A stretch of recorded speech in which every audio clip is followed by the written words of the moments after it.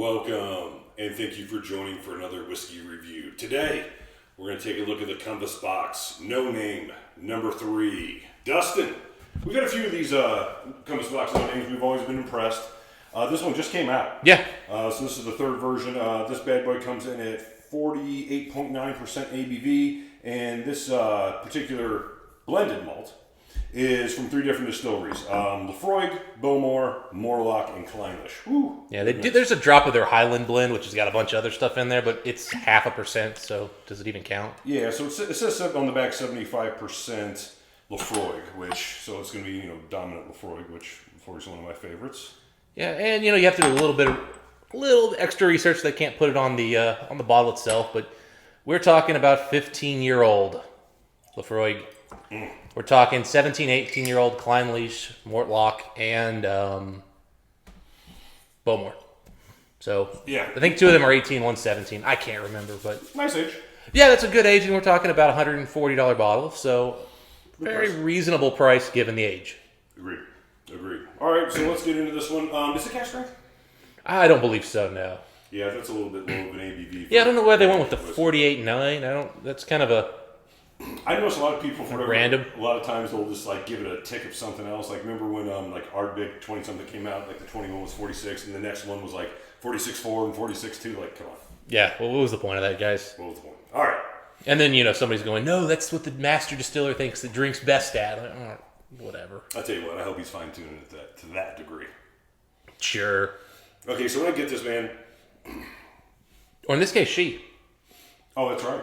Yeah. Their master blender is no longer John Glazier. Yeah, that's right. And so I don't know if they actually said who did this. I know he's the founder, but I think the actual blender is different. Oh, you know what? No, this one was done by James Saxon and John Glazier. So I forget the lady's name who's their master blender, but I guess she took the day off for this one. Well, let's see, let's get into it. Just nice smoke. Mm-hmm.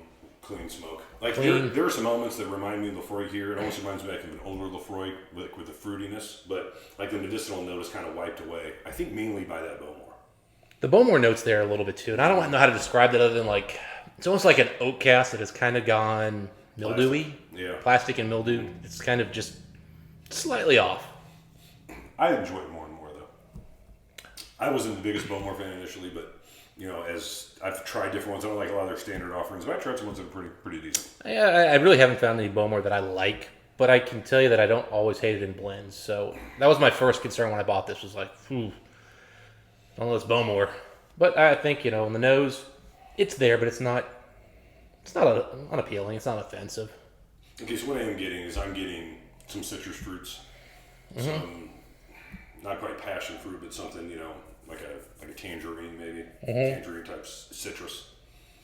Smoldering smoke, but it's fairly clean compared to what I expected. This isn't like the sooty smoke. It's like barbecue that's been made on a wood stove or something. There's a wood smoke here, some nice barbecue, a little bit of cigarettes. You had a good exhaust fan going on. There's not too much of it. You get a bit of that element, that Clynelish candle wax note. Yeah, a hint of a glue-like note too in there, just a hint. I think the Clynelish and Bowmore are really working hand in hand with that particular element of this experience. I'm not really getting any Mortlach here, which is sometimes a little bit of a dirtier malt, but not super peaty. But then again, with all this stuff going on, maybe it's playing a role, and I just can't discern it. Yeah, I'm not picking up Mortlach here at all. Yeah, I'm kind of going back and forth. Yeah, the Mortlach is was it 6% of this particular? Yeah, and that's enough to where it can have an impact, or it could just be something maybe just on the palate. Yeah, it says refill sherry, but too, so it's kind of hard to. Yeah, that's the only sherry cask influence here too. So I don't know what. I'm not really getting any sherry notes. No, I'm not getting anything dark. Again, this really comes off nose-wise as a really good Laphroaig. Yeah, I would say this is less fruity than most Laphroaigs. I would say the Mortlach, Bowmore combination has kind of muted the fruits. They're here, but they're subtle. They're softer. Mm-hmm. Very soft. Again, I would say 90% of what you're getting is smoke. Clean smoke, I agree. And it kind of reminds me of Little Laphroaig 15 if it was at a higher ABV. It's not quite as aggressive as say the Laphroaig 18, but it's fruitier than the Laphroaig 18, which is kind of weird. I just don't remember anything really positive about that 15, to be honest with you, Mike. It was a little bit lighter to take. You kind of had a little bit of that light fruit element to it. Yeah, I just remember it being very underwhelming. Yeah, it was the ABV.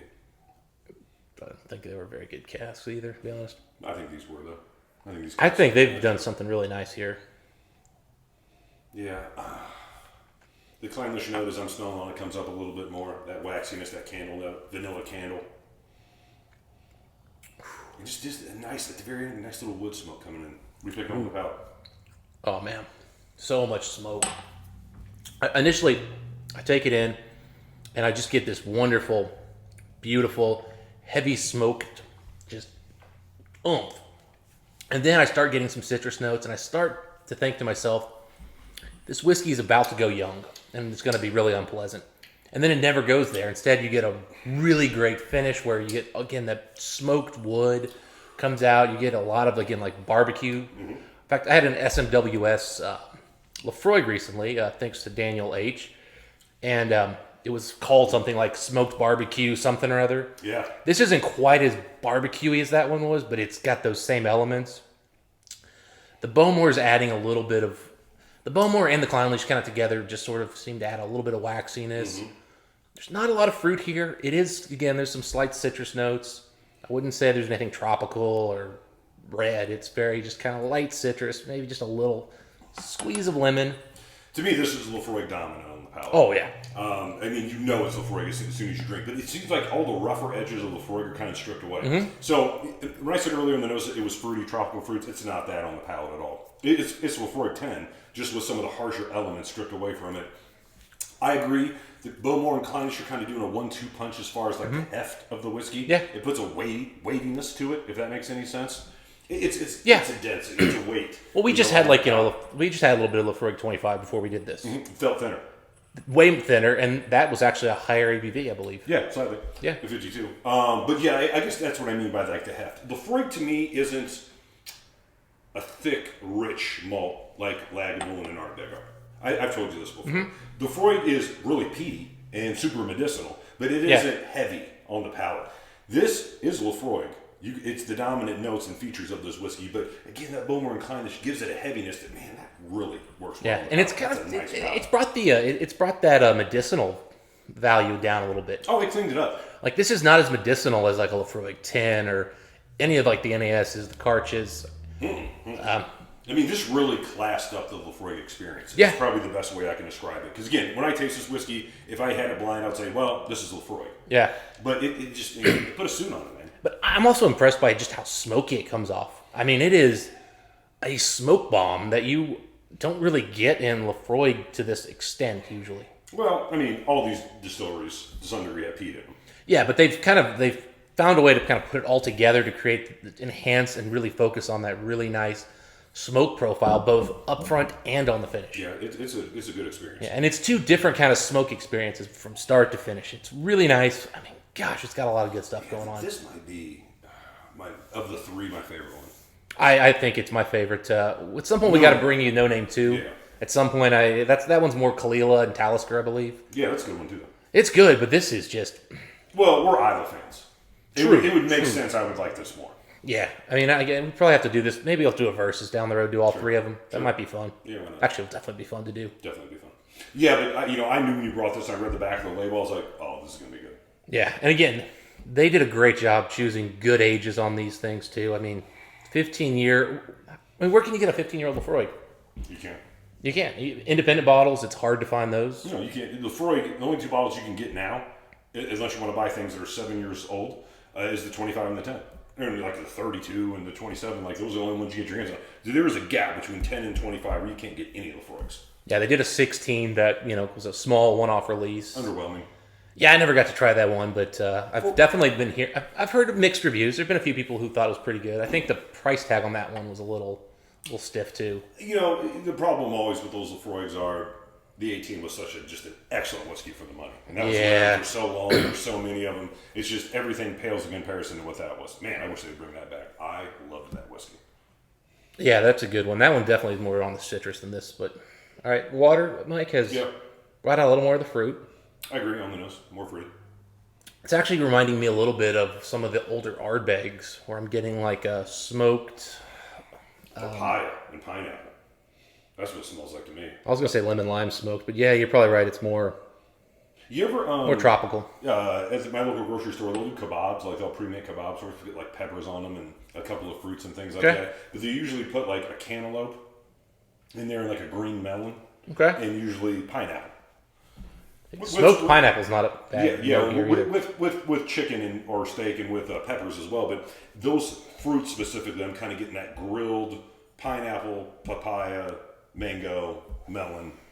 I'm starting to get just a hint of the sherry cask now, just a little hint. I mean, I'm still searching for it, man. I'm not getting a lot of sherry cask. I'm not getting a lot, but I'm just getting a little hint where maybe it's like a slightly red fruit with a hint of chocolate. Just a hint. See, to me, my thought was, if I'm picking up any sherry cask influence from that Bowmore, and it did say refill Bowmore cask. Yeah. I was thinking there was something. Is it the Bowmore or the Mortlach that had that? It might be the Mortlach. It felt more sugary. Oh, no, we're both wrong. It's the Clynelish that has the sherry butt. Okay, Jesus. It's a refill sherry butt. Yeah. So, we'll put the details in the description. Yeah, we'll clean it up for you. But the point is very light. Bailey bourbon cask maturation. Very light sherry wood in this at all. Yeah, I mean, really, they're letting the age and the peat shine through, and the nice element of oak. There's just a really good quality oak element to this, which really brings it all together. Yeah, like always, man. Compass Box. I mean, they're not skimping out on the casks. I mean, they have some nice casks doing some good work in there. And to bring all of these different spirits together in a cohesive vision, the way this is, because this is absolutely the definition of the cohesive vision. Man, that takes skill. I tried to put two Laphroaig 25s together, like 18 and a 17, and I didn't do that right. Exactly. You know what I mean? And that's still a single malt, technically, when you're done. Right. And to be able to put four different distilleries together like this in some type of combination, man, that's what you paid the Well, this is why I always go back to, if you have the access, you have the skill, and you have the right options, you should be able to make a better blended malt than any single malt. Probably. I mean, just simple reality of, if you can, more options, you should be able to get better whiskey. This is an example of, you show me a 15, 18-year-old range single malt that blows this away, I'd be shocked. I'm not if it's going to blow it away. Something might eclipse it, but that's probably its best case scenario. What'd you pay for this, by the way? I said about 140. That's a good deal.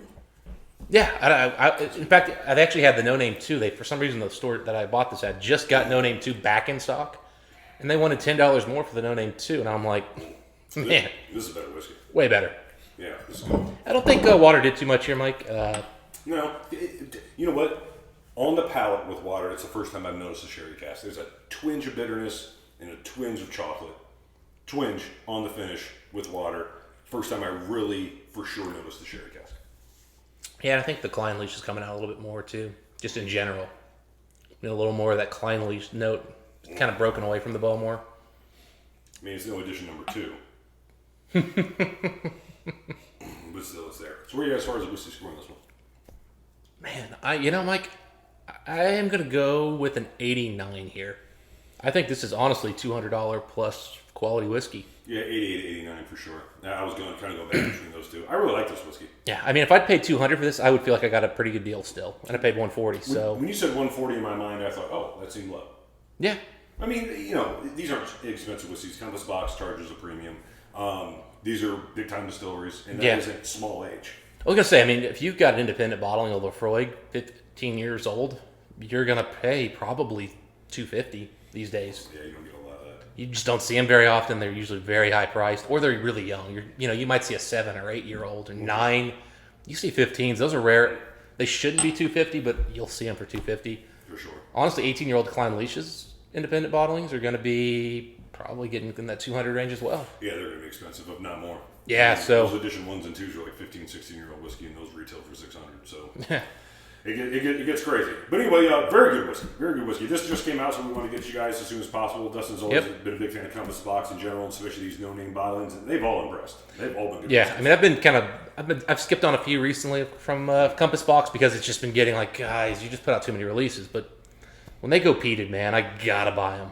Anytime there's peat in Compass Box, it always works out beautifully. So good. All right, those are our thoughts. This is relatively new. I don't know how many bottles they released this, Dustin. They usually tell us on here, and I do remember it being a pretty good. All right, so there's 10,794. Yeah. Which means you should be able to find this pretty easily. Compass Box, thankfully, for some reason, the guys in the UK don't love this stuff as much as they do in the States. So this is probably going to be a bottle you'll see on UK websites, at least for the next year. So you should have time to get this one. Yeah, really good whiskey. I would definitely recommend this over any Laphroaig that's south of $300 that you can find on. Yeah, we don't talk about value buys very often, Mike, because a lot of what we review aren't. Correct. This is a really good value buy. Absolutely. And in today's market, it's a steal. Absolutely. This is a great whiskey. Anyway, those are our thoughts on the whiskey. I'd like to know what you guys think if you had a chance to try this one. Just until next time, what do we wish you folks? Happy drinking. We'll see you then.